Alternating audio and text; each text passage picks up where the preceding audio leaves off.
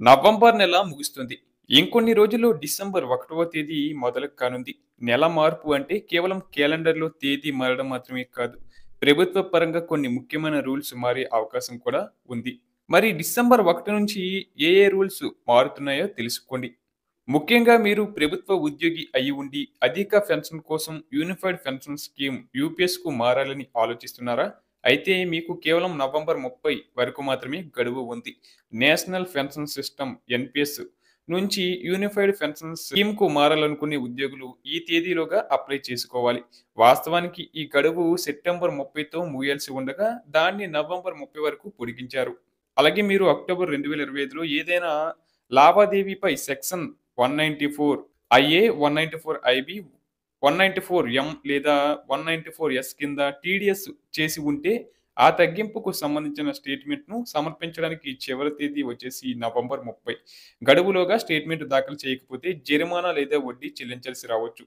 అలాగే మీ వ్యాపారం లేదా ఆదాయంలో అంతర్జాతీయ లావాదేవీలు ఉన్న పన్ను చెల్లింపుదారులు సెక్షన్ 92 ఈ కింద తప్పనిసరిగా డాక్యుమెంట్లను సమర్పించాలండి.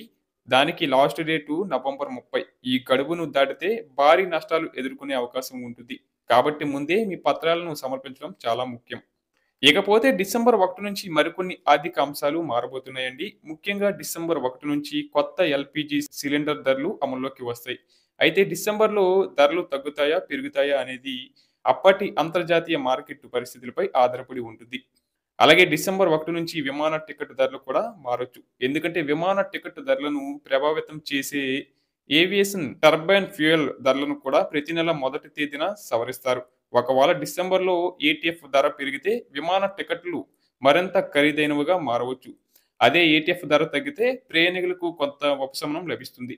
అలాగే మీరు పెన్షన్ పత్రాలను అప్డేట్ చేసినా, టాక్స్ డాక్యుమెంట్స్ సబ్మిట్ చేసినా లేదా ప్రభుత్వ పథకాన్ని ఎంచుకున్న నవంబర్ 30 అనేది లాస్ట్ డేట్ అని గుర్తుంచుకోండి. ఈ గడువు ముగిస్తే డిసెంబర్ 1 నుంచి కొన్ని ముఖ్యమైన పనులు ఆగిపోవచ్చు లేదా జరిమానాలు చెల్లించాల్సి రావచ్చు. కాబట్టి ఆలస్యం చేయకుండా గడువులోపే మీ పనులను పూర్తి చేయడం ముఖ్యం.